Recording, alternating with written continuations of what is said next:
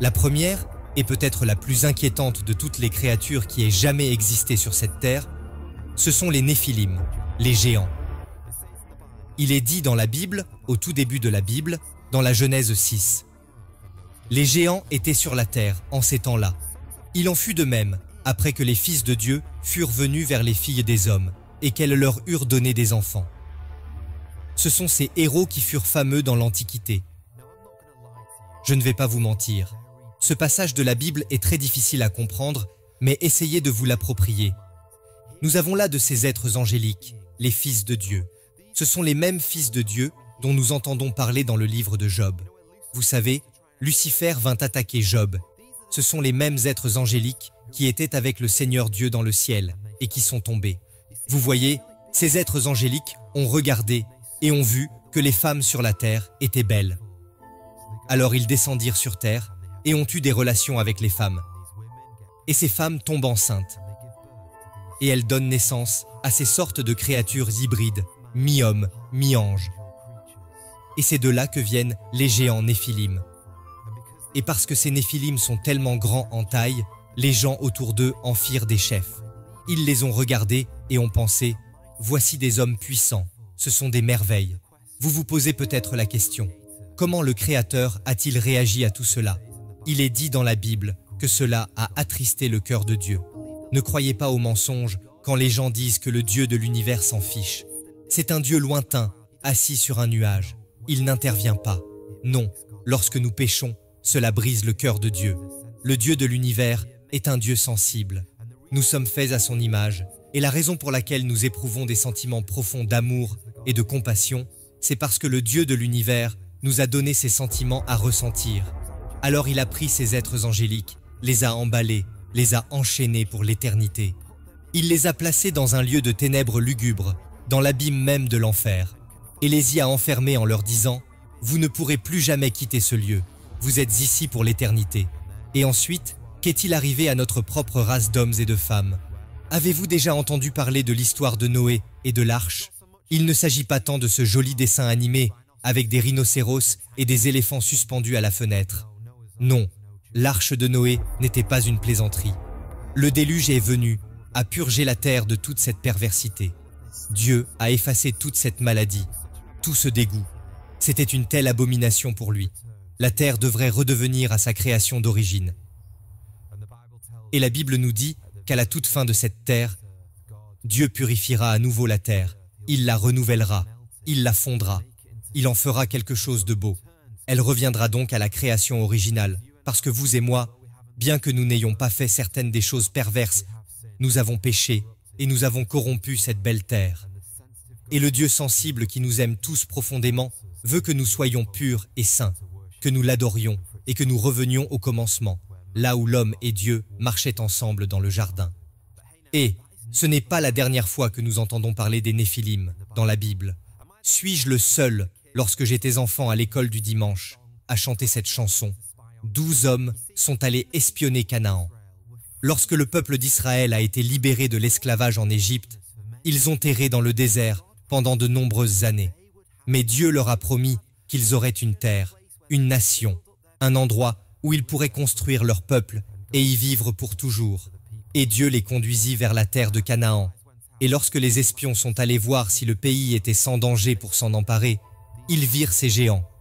Il est dit en fait qu'ils virent des Néphilim. Et parce que ces géants étaient si grands comparés aux espions, ces hommes avaient l'impression de n'être que des sauterelles. Et puis cela devient encore plus intéressant, parce que nous entendons parler de cet autre type de géants, que les gens appellent les Réphaïm. C'est d'eux qu'est issu le roi Og, qui n'était pas seulement un roi terrifiant, mais c'était aussi un géant. Il est dit du roi Og que son lit mesurait plus de 4 mètres de long, ce qui est un lit king size, si vous en avez déjà entendu parler. Avant que nous n'allions sur les prochaines créatures, je sais ce que certains d'entre vous pensent. Quand vas-tu parler de Goliath, Joe? Eh bien oui, on croit que Goliath était aussi un descendant des Néphilim. Et vous vous souvenez de l'histoire. Voici ce grand Philistin qui terrifie tous les soldats d'Israël. Ils sont si effrayés. Et puis apparaît David, un petit garçon sans armure, juste 5 petits cailloux. Il lance cette pierre avec la fronde, et le grand géant s'écroule. Et qui est issu de la lignée de David, après qu'il soit devenu roi? Bien des années plus tard, le Messie, le Seigneur Jésus-Christ, est issu de la lignée de David. Et lui aussi allait vaincre les puissances du mal, une fois pour toutes, sur la croix. Tous les géants, toute la méchanceté et le mal ont été vaincus lorsqu'il est mort pour les pécheurs. Avez-vous mis votre confiance dans le Fils de Dieu? Créature dangereuse numéro 2. Le Béhémoth. Je vis en Angleterre. Je suis anglais, et cette nation était autrefois une grande nation qui aimait le Seigneur Jésus-Christ. Tout le monde n'était pas chrétien, mais beaucoup de gens respectaient Dieu. Nous avons envoyé des missionnaires dans certains pays, comme le Nigeria. Nous avons envoyé des missionnaires en Amérique et dans le monde entier. Mais aujourd'hui, très peu de gens respectent Dieu. Et beaucoup s'identifient comme athées. En tant que prédicateur de rue, savez-vous quelle est la première question que l'on me pose? Eh bien, laissez-moi vous montrer tout de suite.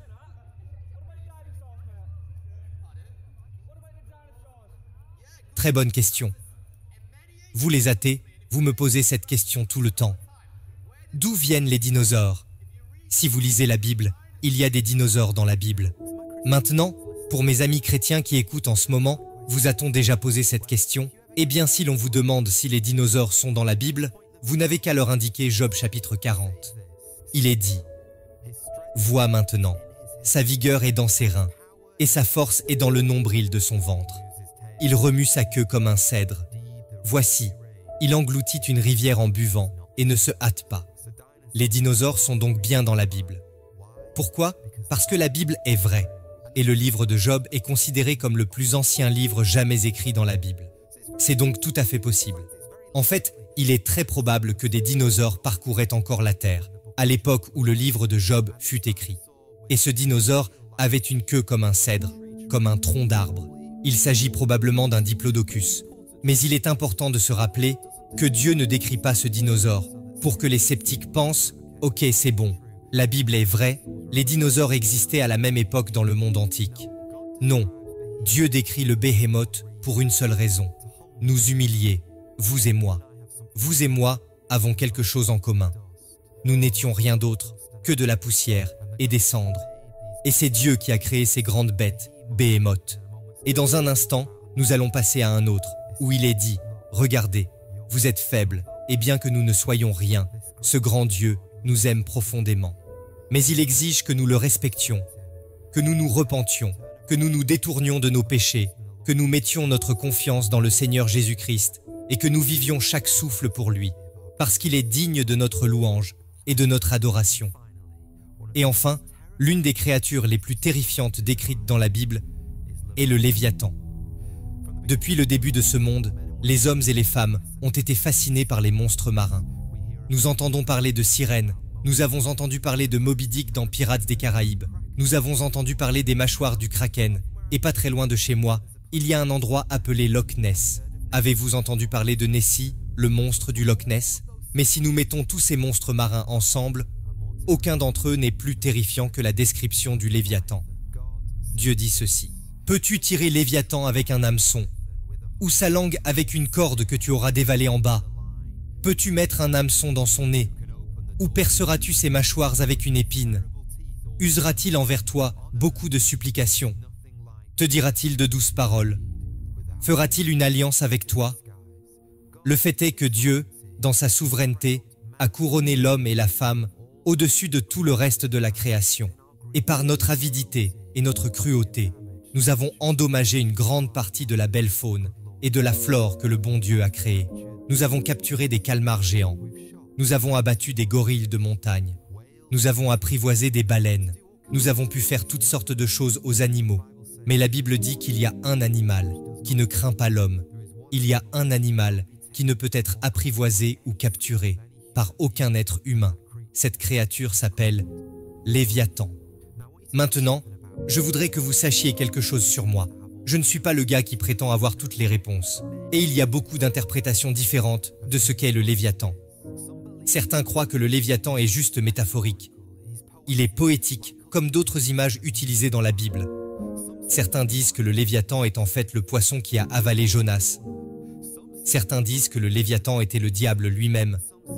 D'autres disent que le Léviathan était comme le Béhémoth, un reptile marin comme un plésiosaure ou quelque chose comme ça.